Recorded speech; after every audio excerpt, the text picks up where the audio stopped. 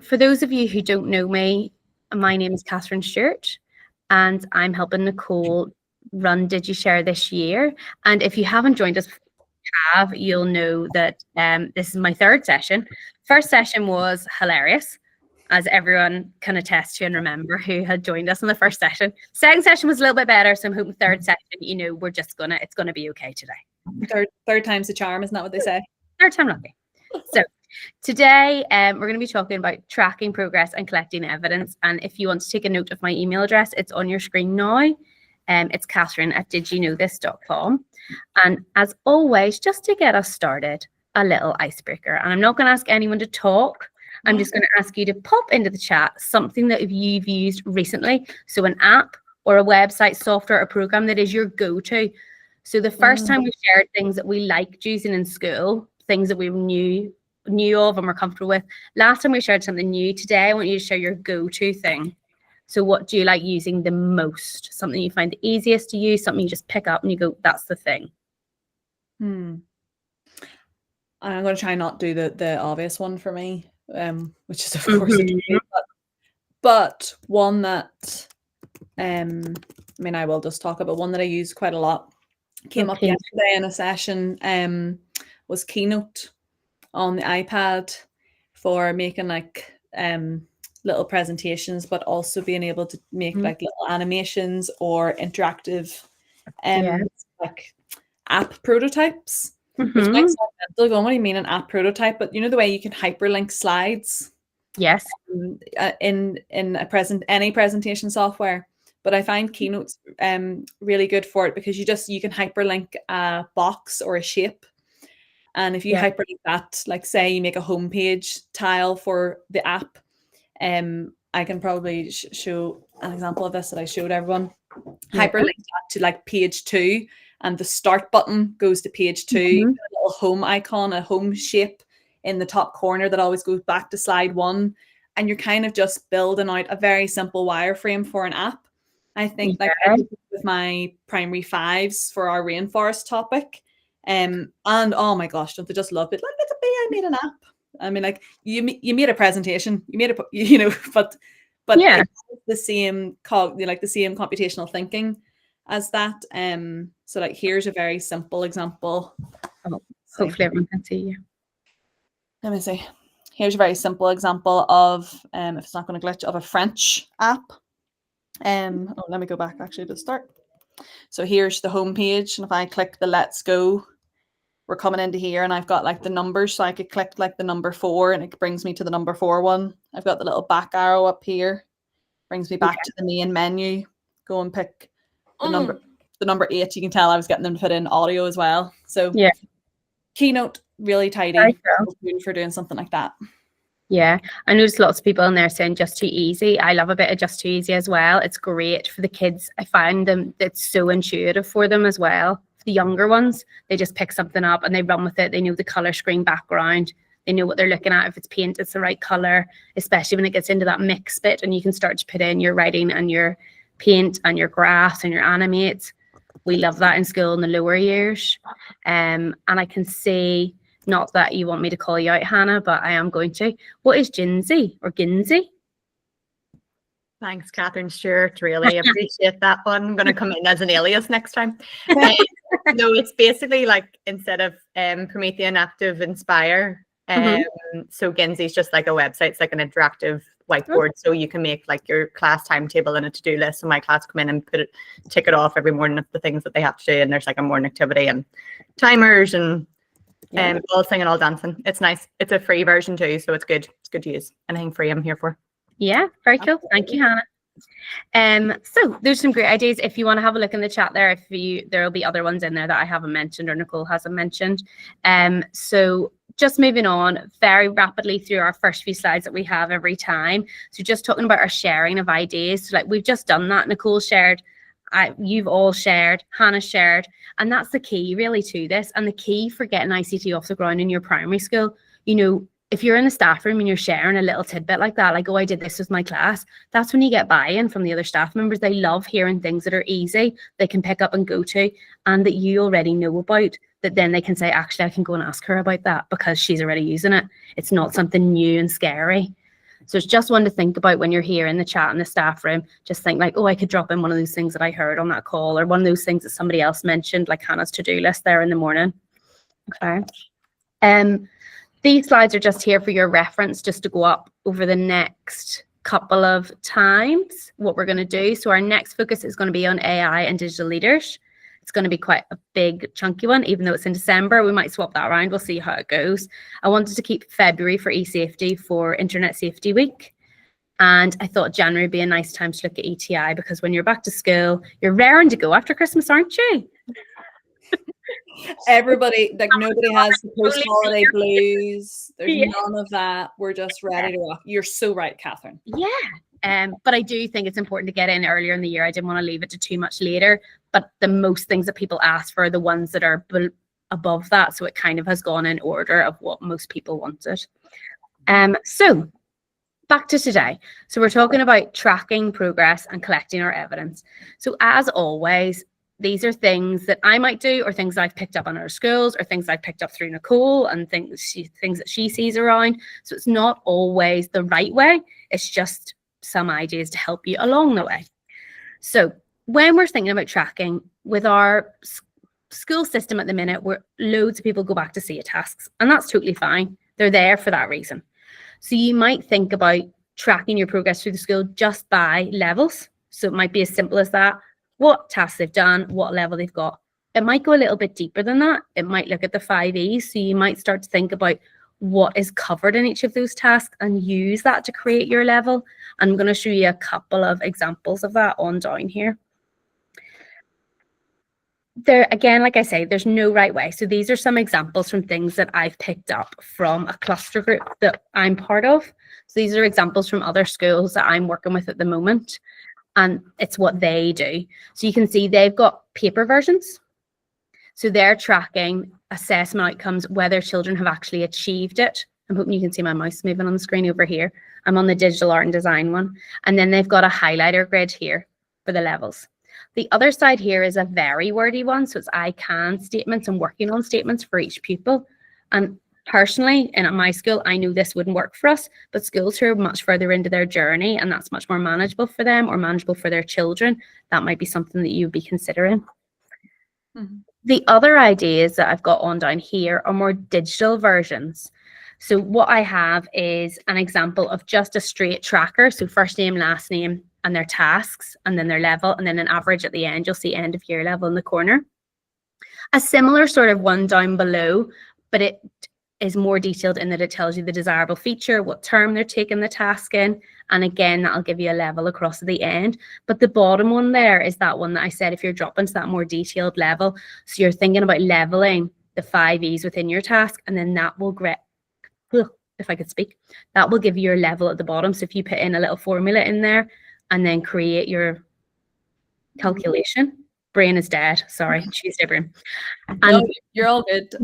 It's essentially the, you know, for some of the tasks, like I'll just take the first column, like a computational thinking and coding task, like maybe the child has achieved level 2 in Explore for that task. Yeah. Been able to independently do all of the coding part of it, but they perhaps needed a lot of adult assistance for actually exporting their work and uploading it onto wherever it is. So maybe their exhibit is a little bit lower, you know, and also just because exhibit is weird, the orders of it, because it hasn't been refreshed, and that's a 5 years down the line problem. But sure, you know, so it might be that, oh, well, actually their exhibits, you know, is a bit lower, or maybe exchange is a bit lower. So overall for that task, whilst they might have got, you know, a level 4, then a level 3, then a 2, and then a 1, it would just kind of do an average at the bottom to go, here, for this entire task, this was the average level across those 5 E's. And again, that's our way. Like that was after a full day consultation with the school, where that was the kind of granular level of assessment that they wanted, because they have similar tracking for the other cross-curricular skills, you know, because you think the beating heart of our curriculum is the 3 cross-curricular skills: ICT, communication, and using mathematics. And they had very robust things in place for literacy, numeracy, communication, mathematics. And they were like, we've got nothing for ICT, so we want something to that power. So that's kind of where the formulaic version comes into it. So not for everyone, but again, it's just something that you could, that, you know, that's some of the stuff that we've gone out and done Yeah. to meet the needs of different schools.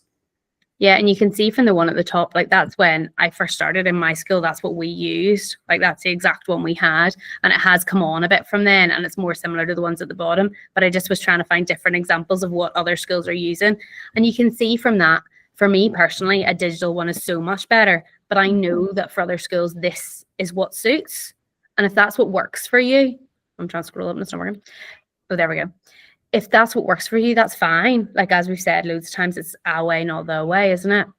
Yeah. I just wanted to kind of say, oh no, go ahead. Can I take a pause here before we go into the breakout rooms and just go comments, questions, ideas, what's sparking through people's minds at this point before you all go into breakout rooms? Because I don't want to join the breakout rooms. I want you to have freedom to talk and not have me in there. But I'm curious, what do you think about the two slides, the several examples in here? Is there a document I can go to for guidance on how to level a child? Yes, there is. Yeah. So the SIA, the SIA have their desirable feature documents. I'll get the link up here and pop it into the chat. I'm just going to drop. There's a few people wanting to join here. I'm just going to drop my screen and let them in. Sorry, I don't. No, you're fine. Questions for it, so I didn't see anyone there. It's just come up to me now. So yes, James, so there's the desirable feature document, their 2019 one, kind of breaks down desirable feature by desirable feature, what's expected for every level. You can then also take the levels of progression. I go to the expanded version just because it gives you at least an example as well. Otherwise, it seems very broad.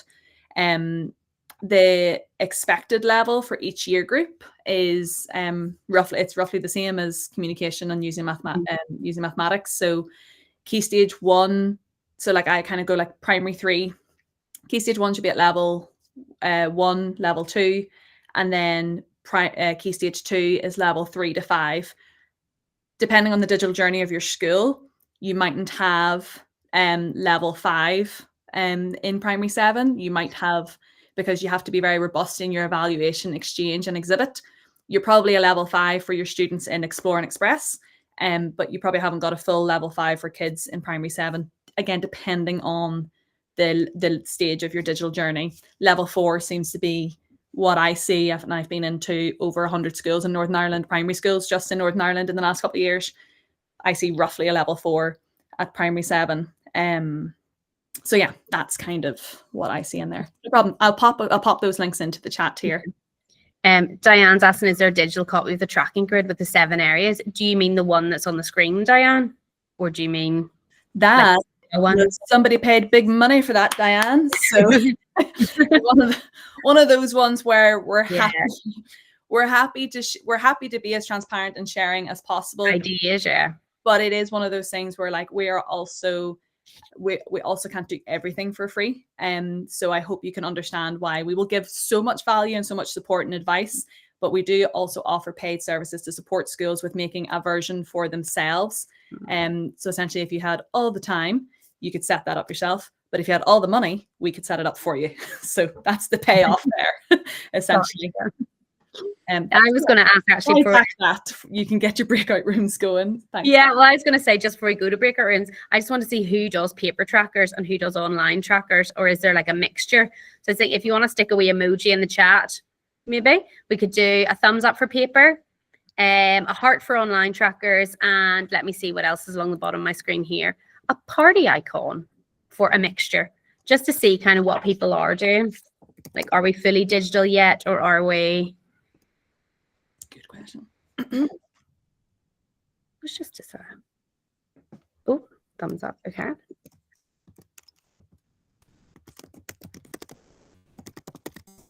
Okay.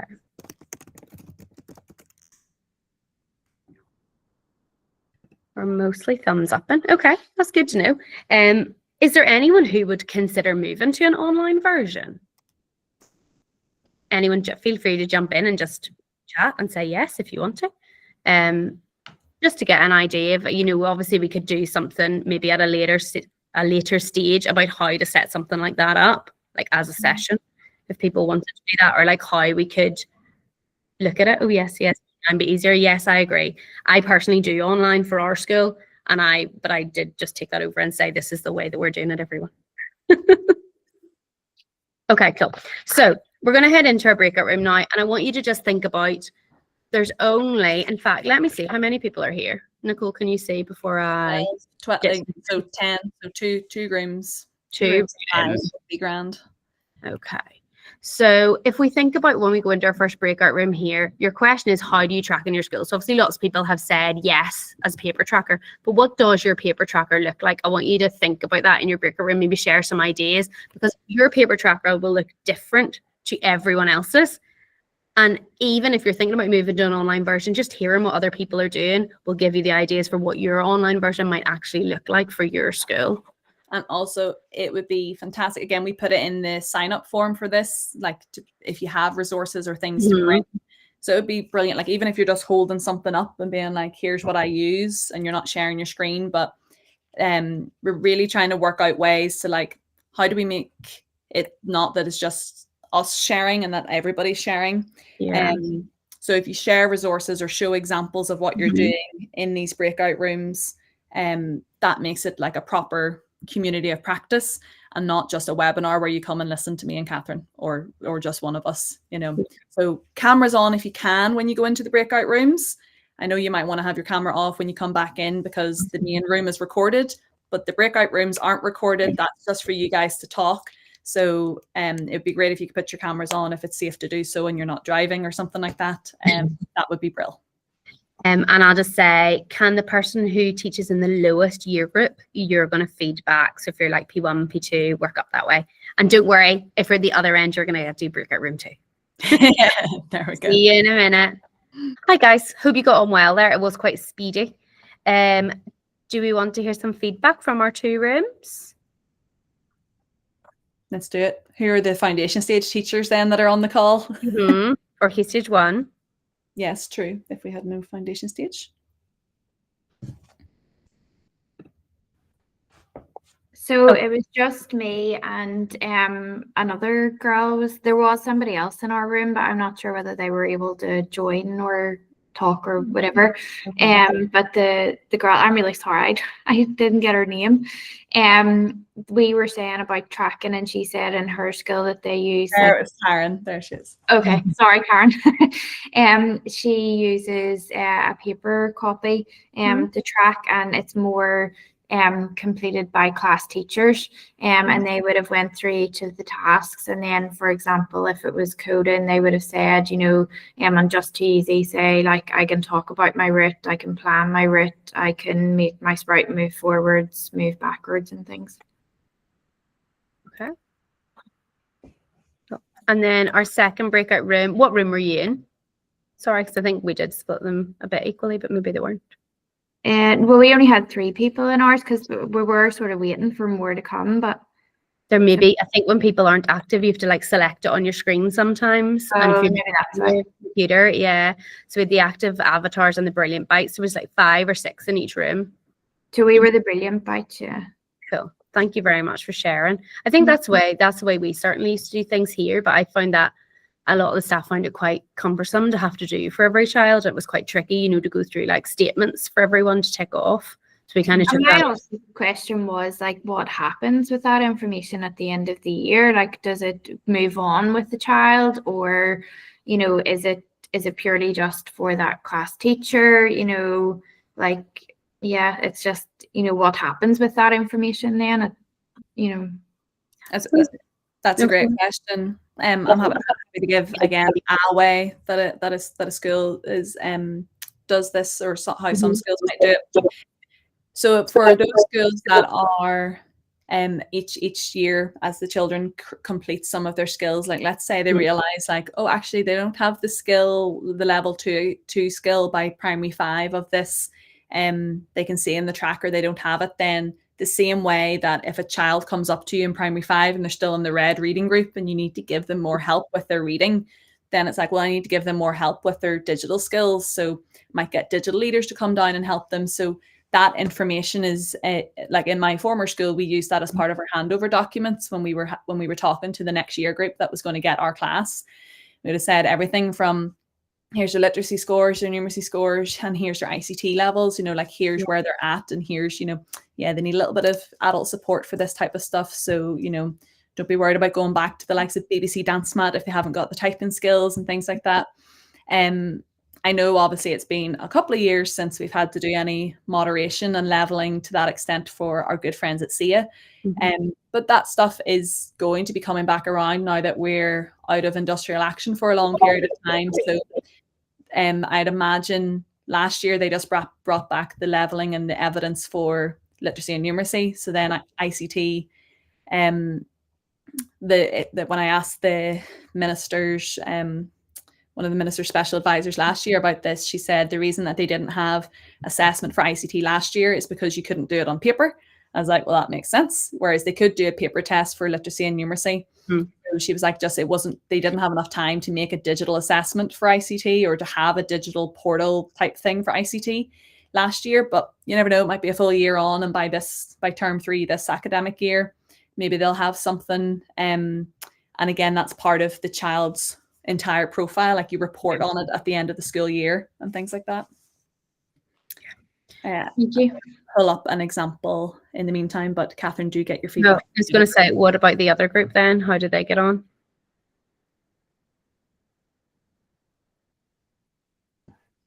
Brilliant Bites? No. Okay. No, Thanks, Anna. I was in the Avatar one, but I don't know which of us was foundation. We were just doing so much talking about tracking. Well, there you go. What were you talking about? Basically, any of us that were on the call were all sort of paper versions. There was somebody very new to the role, so was sort of keen. They're using SIA tasks, so keen to just look at those and start their leveling process. And then the concern sort of turned to how many SIA tasks are you doing that you are leveling each academic year, and then are you making sure that that's rotating to by the end of the key stage covering all 7 desirable features? So is it okay to do 1 a term and only cover 3 of the desirable features in P3 and the other 3 in P4? 100%. Yeah. So that was where we were going to, but definitely I think all of us came for an online leveling thing. Oh yeah. Ooh. Yeah. So what I'm showing here is another A way, not the way. So A way, and again, this was a paid service that I worked with the schools to do, was to have for primary 1 to primary 7, and every child was down here, and essentially what the school did was they just put like a little like X or a tick, or colored the cell, whatever they needed to do to say that, yeah, the child had met this skill. And that tracker was across the whole school. Every teacher was in the tracker. Everyone could see it. Yeah. So then each year, like it just moved up each year. You know, you would see like, oh, well, here's where my primary 3s that I'm getting had got to in primary 2. So I realized like, oh, they actually need to cover quite a bit of the skills that, you know, primary 2 didn't get round to all of this. So I'm going to have to, same thing you have to do at the start of every year. You have to recap some of the skills from the previous year in the first term. And this was a tracker then that actually a couple of schools have now adopted that we've worked with since to do this type of tracking. But again, that might be too much for some schools. They'll go, no, we don't even have that for literacy and numeracy, so we're not going to do that for others. But again, just shows like another way that it just goes with the school throughout. And to just double down on, it is absolutely fine to not do all the desirable features as like in one year of SIA tasks. Absolutely not. You will naturally cover all the desirable features throughout the school year, but you don't need to level them all. You know, like, and also I realize you may not actually cover all the desirable features, because I know sometimes you might go, I'm not touching computational thinking and coding or digital audio, and you might put it off until you get training. That's understandable. It just depends where you are in your journey. Yeah, totally. And that leads us on actually nicely to collecting evidence. So what Nicole was saying there about tracking, you can track in lots of different ways, obviously, but collecting your evidence will then feed into that. So whether you're tracking for every pupil in your school, some schools do that. Some schools will select a selection of pupils in each class or in each year group, perhaps, depending on what size your school is. And they'll track those children throughout that whole school year, the academic year, and then select a different group the next year. Or you might get schools that select children who are working at the level and towards the level. So selecting based on their actual outcomes and track those children throughout the year. Or there's other schools that will just select per task. So they might say, we're showing 3 children for this task working at, 3 working towards. And so they're not collecting evidence for everyone. Now, obviously, you are doing the lessons with everyone. So everyone is doing the planning, everyone's doing the task, you're seeing the outcome, you're getting the evaluations, but you're only actually having to get everything together for a select number of pupils, which makes life a lot easier. Especially when you're moving between, I know a lot of schools are still between paper and digital, obviously, as well. So you'll have some evidence, your planning might be on paper, your task is obviously on the computer, your evaluation might be on paper, you might also have some photographs for your reflections and things for you, and you're trying to gather all that together and put it somewhere.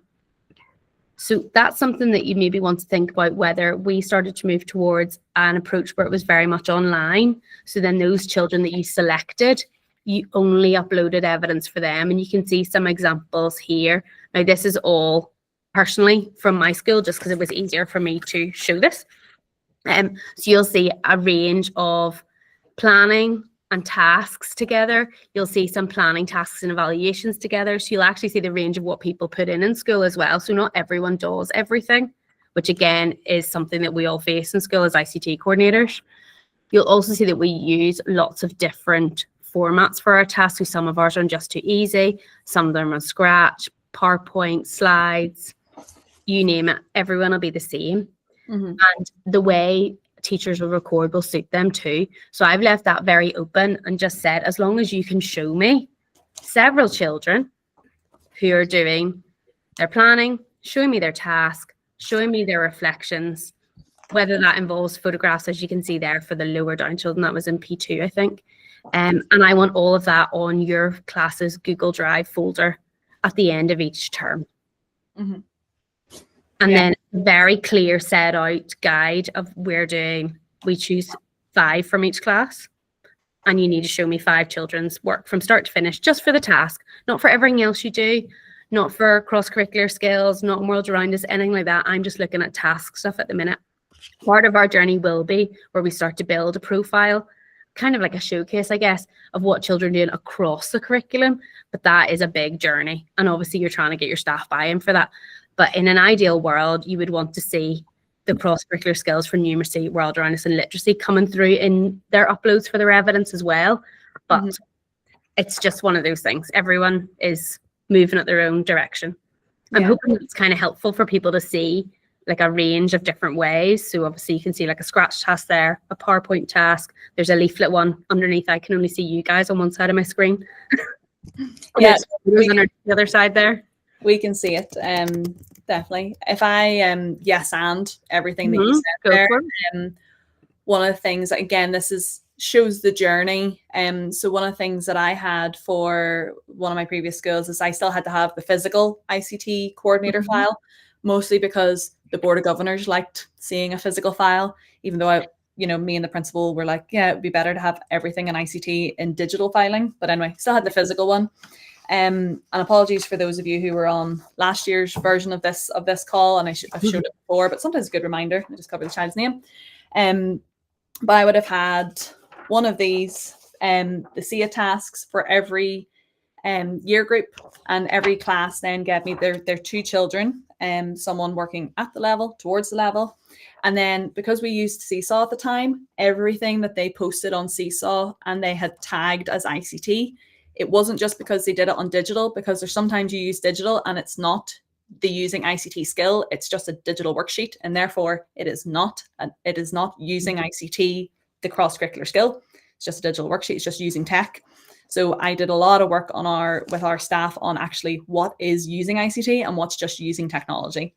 So then we got to the stage of having like the child's work, and then with Seesaw, what you can do is you can print off with the QR code. So even though this is a video, I can scan that QR code and see the actual animation. And then we had that for, sometimes it's over the shoulder photographs of the child working. That's still evidence. I don't need the finished exported version. I was with the school at the start of the week and they were like, it's so hard to export from Just Too Easy into Google Drive. And I was like, I know, been there, done that, but there's my evidence of a task that used Just Too Easy. And I've just taken the photograph of the child's work. I haven't gone and, tried to get them to export it and email it to me and send it to Google. None of that. Well, that's what those ones are there with the QR codes like that. That is literally evidence of one of the tasks. It was my class, I think, that did it. I think that was a screenshot I had. But it's their plannings on one slide, their tasks on another slide, and their evaluations on another slide. And literally that's all that's in the folder or a set of QR codes. Because if they scan them, it just brings you into Just Too Easy and they can see everything that they did. Yeah. And if I show like just one more thing of a screen share here is like, literally there's an example from another school that I taught in. And we just set up a year group folder for every year group. And as they actually have this in OneDrive, I just did a re-mock up of this in Google. But essentially in every folder was what the link to the SIA resource for what was your task. They would have had, their, the coordinator resources with their overview and things like that. And all of the skills and things. But then in their OneDrive version of this, which is mapped out the exact same way, within the year 2 folder, they have 2025 to 2026. Yes. And that's where all the students' evidence is. Done. And they just rinse and repeat that year on year. Done. No extra files are needed to be set up every time. They've just got it and that works for them. So yeah, it definitely is one of those what suits you, which is so different for everyone, but hopefully seeing lots of different examples and hearing some examples now from other people will help you out. So I'll have another wee breakout room and we'll do just, let me see, we'll do a very quick one. We'll do 4 minutes just so we can then get a little bit of feedback on that and hear across the 2 breakout rooms. I'll go for it. I see a question, but I've got something else on my screen. Yeah, no, you're grand. So this, I think this is Ruth, your question about, is there somewhere to see the tasks per year group? You can see the list of all the tasks and then you just go by the level. The tasks are purposefully not put out by year group because then it would become a tick box. And there's sometimes when in your school, your children in primary 4 might be at a level, 3, but the children in my school in primary 4 are at a level 1. So it's not year group tasks, but you just go by the levels. So again, the expected levels versus your school's levels. So in one of my former schools, we would have had like by the end of foundation stage, children were at level 1, whereas the leveling actually doesn't start until primary 3. So most schools would only be starting their primary 3s at level 1 and everyone in foundation stage is working towards. And then by, as I said earlier, by the end of Key Stage 2, your expected level might be level 4. But in one of my schools, it was, no, we want everyone at level 5 by the end of Key Stage 2. Mm-hmm. So there's no list of here's what's for everybody, but there is a list. I'll put it into the chat. I was just finding it there now. I'm going to give you that. Oh, perfect. Okay, guys. So we'll see you in a couple of minutes. Just have a chat about what you gather, how many people you gather for, what you asking staff for, just so everyone gets an idea of whether we're all singing from the same hymn sheet, or you can gain ideas from people or think like, oh, I'm asking quite a lot and other people aren't doing quite as much. And maybe that can be some ideas of, get some ideas of relieving some of your workload. Yeah. Also, SIA have a great thing of like, there's their example of how to level kids as well. Their overall award, basically what that formula spreadsheet was that Catherine and I were talking about earlier. They basically have a little table example of that, showing that they're at different levels for all the skills, but their average at the bottom was level 4, etc. So cool. I'll go and find the other link. All right, we'll head for breakout rooms now, and then we'll pop those other links in the chat at the end. Smashing. What do we chat about? Active avatars, you guys. Not Hannah again, hopefully, or maybe she will. Or maybe somebody else went for it this time. How do you guys collect evidence in your schools?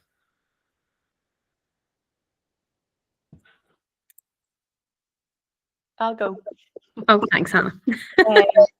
Basically, we're Google Drive, but this the sort of conversation was on how to make that easy for our staff, because obviously doing a keynote on a shared iPad and then you're collecting 30 iPads to try and upload it to or drop it to you, or you're doing it Just Too Easy and you're trying to save the right evidence. Like, is it a screenshot of that? Is it the QR code?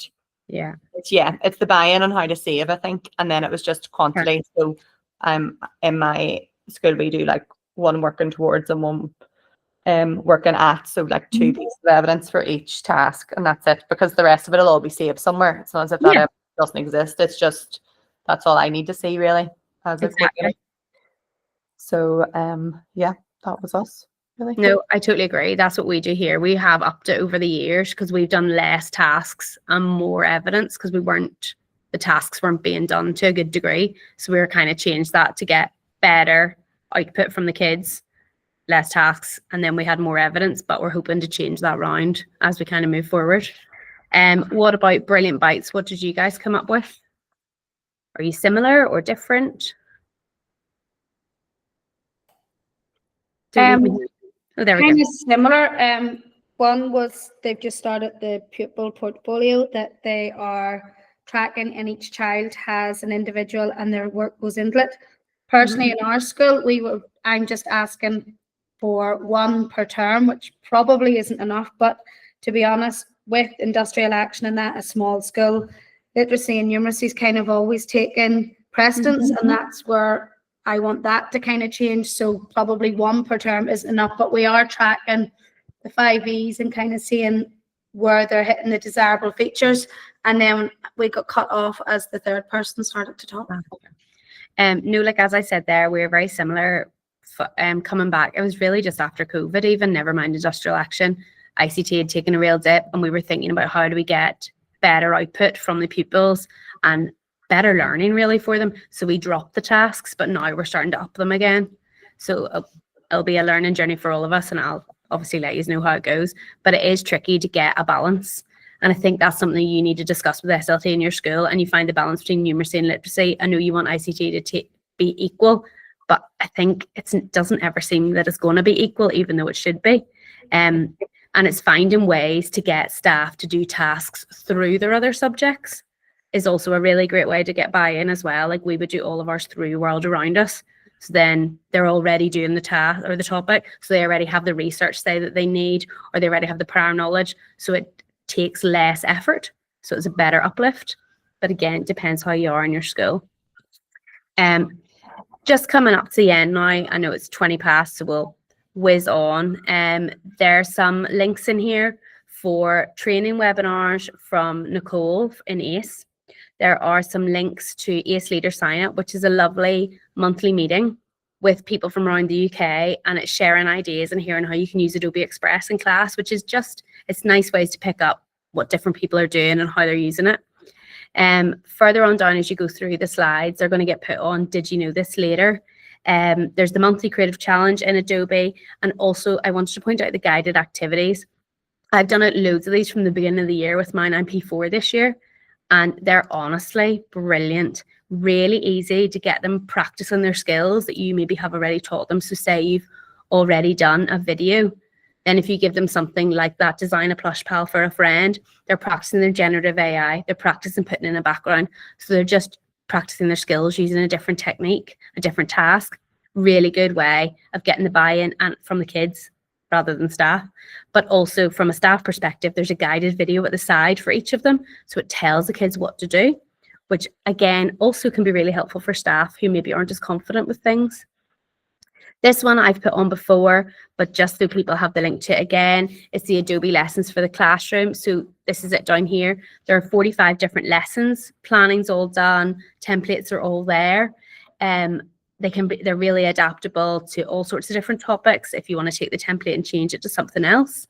So it's a really good place to go to for a start on something if you're starting something new or you're not sure what you want to do. As Nicole said, Did You Know This? Run workshops, teacher training, ICT coordinator days, all sorts of different things.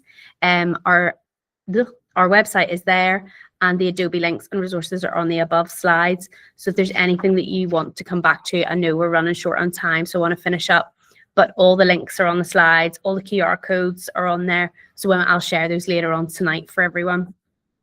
If you have any questions, please feel free to hang around and ask me. If not, thank you so much for joining. And thank you very much for supporting me.